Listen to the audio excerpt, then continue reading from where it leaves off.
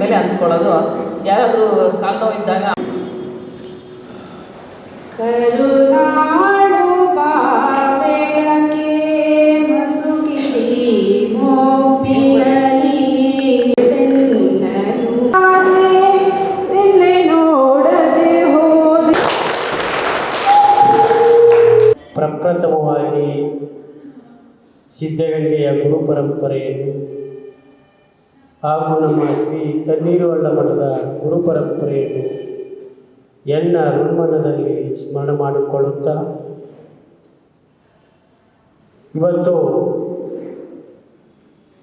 ನಮ್ಮ ಶ್ರೀಮಠದ ಕಲ್ಯಾಣ ಮಂಟಪದಲ್ಲಿ ಅಲ್ಲಮ ಪ್ರಭುಗಳು ಒಂದು ವಚನ ಇದೆ.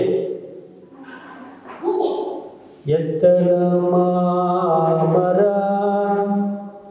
ಎತ್ತನ ಕೋಗಿಲೆ, ಎತ್ತನ ಮಾಮರ ಎತ್ತನ ಕೋಗಿಲೆ, ಎತ್ತನಿಂದೆತ್ತ ಸಂಬಂಧವಯ್ಯ, ಎತ್ತನ ಮಾಮರ.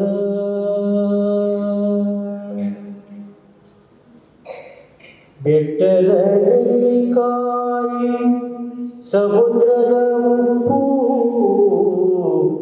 ಬೆಟ್ಟದ ನೆಲ್ಲಿಕಾಯಿ ಸಮುದ್ರದ ಉಪ್ಪು,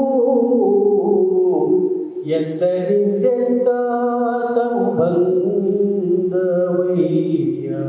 ಸುಮಾರು 1 ವರ್ಷದಿಂದ ಕೂಡ ನಮ್ಮ ಈ ಶಿಬಿರದ ಸೇವಾಕರ್ತರು ನಿಮ್ಮ ಮಠದಲ್ಲಿ ಮಾಡಬೇಕು ಬುದ್ಧಿ ಅಂತ ಕೇಳ್ಕೊಂಡಾಗ ಆಯಿತು ಮಾಡಿ ಜನಗಳಿಗೆ ಅನುಕೂಲ ಆಗಲಿ ಆರೋಗ್ಯದ ಕಡೆ ಅಂತ ಹೇಳ್ತಾ ಸುಮಾರು 21ನೇ ತಾರೀಕು ಪ್ರಾರಂಭ ದಿವಸ ಹಿಡಿದು ಇವತ್ತಿನವರೆಗೂ ಕೂಡ ಪ್ರತಿ ಡೈಲಿ ಒಂದು 150-200 ಜನ ಈ ಥೆರಪಿಯನ್ನು ತಾವು ಪಡ್ಕೊಂಡಿದ್ದೀರಿ. ಸುಮಾರು ಇವತ್ತಿಗೆ ಅಂದರೆ ಒಂದು 1000 ಜನಕ್ಕೆ ಅವರು ತರಬೇತಿಯನ್ನು ಕೊಟ್ಟಿದ್ದಾರೆ. 2000 ಜನಕ್ಕೆ ತರಬೇತಿಯನ್ನು ಕೊಟ್ಟಿದ್ದಾರೆ. ಇದುವರೆಗೂ 21ನೇ ತಾರೀಕಿಂದ ಹಿಡಿದು ಈ 28 ನೆನ್ನೆ ದಿವಸಕ್ಕಟ್ಟ ಸುಮಾರು ಒಂದು 2000 ಜನಕ್ಕಟ್ಟ ನೀವು ತರಬೇತಿ ಪಡೆದಿದ್ದೀರಾ. ಇದು ಕೆಲವರು ಕೂಡ ಅನುಭವದ ಮಾತುಗಳನ್ನು ಕೂಡ ಕೆಲವರು ಆಡಿದ್ದೀರ. ದೈಹಿಕ, ಮಾನಸಿಕ ಮತ್ತು ಸಾಮಾಜಿಕ ನೆಮ್ಮದಿಯ ಸ್ಥಿತಿಯೇ ಆರೋಗ್ಯ. ನೋಡಿ, ಅಲ್ಲಮ ಪ್ರಭು ಹೇಳ್ದಂಗೆ ನೋಡಿ, ಆರೋಗ್ಯ ಯಾವ ರೀತಿ ಇಲ್ಲಿ ಸಂಗಮಗೂಡಿಸಿದೆ ಅಂತ ನಮ್ಮ ಶ್ರೀಮಠ. ನಾವೆಲ್ಲೋ ನೀವೆಲ್ಲೋ, ಎತ್ತನ ಮಾಮರ ಎತ್ತನ ಕೋಗಿಲೆ. ಹಾಗಾಗಿ ರತ್ನಾಕರ್ ಅವರು ಎಷ್ಟು ಸೇವೆ ಮಾಡಿದ್ದಾರೆ ಎಲ್ಲ ಇಲ್ಲ, ಇದರಲ್ಲೂ ಕೂಡ ಅವರು ಸಂದರ್ಭದಲ್ಲೂ ಅವರು ಸೇವೆ ಮಾಡಿ ನಿಮಗೆ ವಿವರಣೆ ಕೊಡೋಕ್ಕೆ ಅವರು ಬಂದಿದ್ದಾರೆ.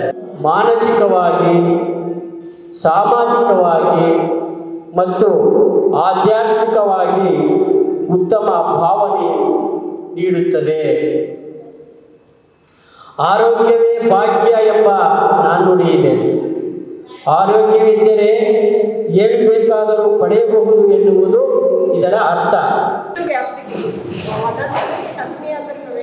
ಒಂದು 30 ರೂಪಾಯಿ ಮಾತ್ರ, 20 ರೂಪಾಯಿ ಮಾತ್ರ, ಎಷ್ಟು ಗ್ಯಾಸ್ಟ್ರಿಕ್ಕು ಕಡಿಮೆನೇ ಆಗಿರಲಿಲ್ಲ.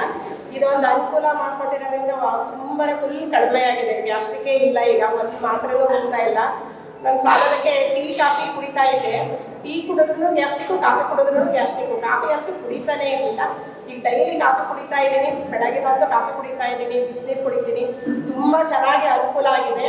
ಯಾಕೆಂದರೆ ಈ ಒಂದು ಮನೆಯನ್ನು ನಾವು ಚೆನ್ನಾಗಿ ಇಟ್ಕೊಂಡಿದ್ದೆ. ಆದರೆ ಇದೊಂದು ಮನೆ, ಈ ಮನೆಯನ್ನು ಭಾಳ ಚೆನ್ನಾಗಿ ಇಟ್ಕೊಂಡ್ರೆ ನಾವು ಕಟ್ಟಿರ್ತಕ್ಕಂಥ 1 ಕೋಟಿ 1.5 ಕೋಟಿನಲ್ಲಿ ಚೆನ್ನಾಗಿ ವಾಸ ಇರ್ಬೋದು. ಇಲ್ಲ ಅಂದರೆ ನಮ್ಮ ಫೋಟೋಗಳು ಇರ್ತಾವೆ ಅಷ್ಟೇ, ನಾವ್ಯಾರು ಇರೋಕ್ಕೆ ಸಾಧ್ಯ ಇಲ್ಲ.